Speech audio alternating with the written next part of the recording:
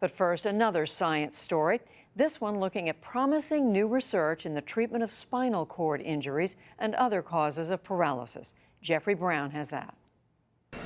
5 years ago, as a college freshman, Ian Burkhart dove into a wave at a North Carolina beach and broke his neck on the sandy ocean floor, leaving him paralyzed from the chest down. Now, in a medical first, he's regained some movement in his hands and fingers through technology that communicates his thoughts directly to his hand muscles. It uses a tiny chip inserted in his brain and an electronic sleeve. Burkhart has learned to perform simple tasks, even playing a guitar video game. It's just something that's so fluid. It's just kind of like it was before I had my injury, where I just think about what I want to do, and now I can do it. The work by researchers at Ohio State University and Battelle Memorial Institute isn't a cure for paralysis, and Burkhart must be connected to computers in a lab in order to use his hands. But it's another big advance in the field of neural engineering. And science correspondent Miles O'Brien has been following these developments and joins me now. Miles, this is essentially a new way of getting directly from the brain to the hand? Exactly, Jeff. Think of it as a jumper cable. His brain is fine. His muscles are still there. The nerves are intact except for where the injury is. And if you can create a way to bypass where that injury is in the spinal cord, you can do wonderful things. At the core of this is significant development in recent years in understanding how our brains work and reading the language of the brain, interpreting it, and in short order, turning that into action which can lead to movement of muscles. It's nothing short of remarkable. So we're talking about Ian Burkhart is moving his hands by, in a way, thinking about it, but that involves this computer chip and training it to interpret his brain, in a sense.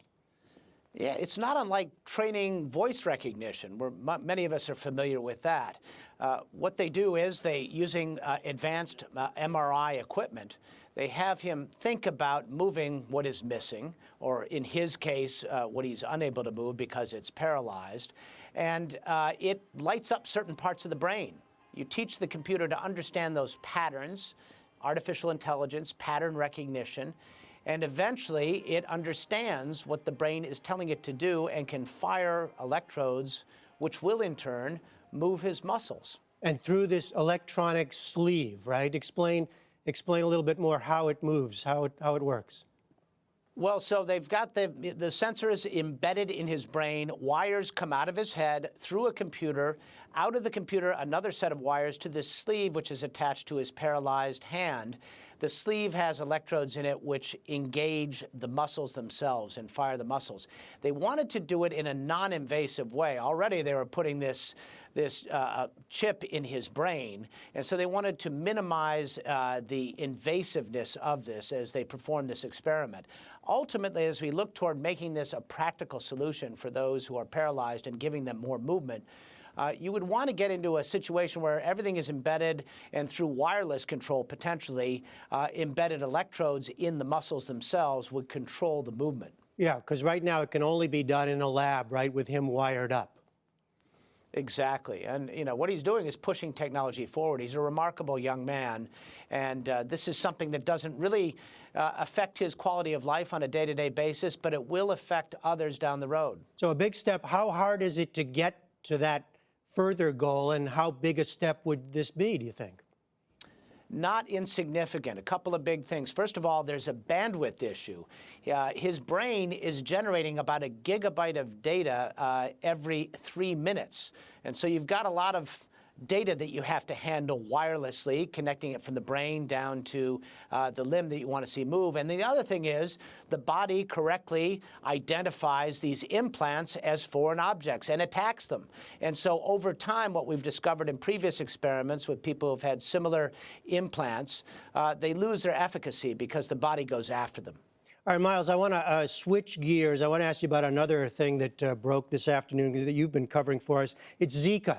And as you know, late this afternoon, CDC concludes that Zika causes microcephaly and other birth defects. What's the significance there? Well, this is just kind of dotting the I, crossing the T. What the CDC did was they did a study of the studies that exist and concluded with some finality that there is this connection, causation, we like to call it in science, between Zika and microcephaly. Couple that with the fact that CDC officials are now talking about possibly other birth defects linked to Zika, vision-related, an MS-like disease, premature births. And then add to that the fact that the spread seems to be looming into perhaps as many as 30 U.S. states. And really, you don't see a lot of encouraging news anywhere on the Zika front.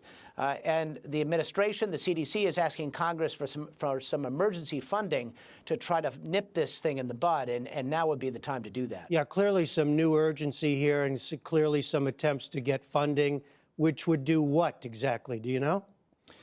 Well, the more that they can get out there and get public education in the mix, more studies to draw these links, more efforts to combat it, and make people aware as much as anything that when a woman is pregnant in particular, that being near these particular mosquitoes, this Aedes aegypti mosquito, which is now spreading into our part of the world, can be a very dangerous thing.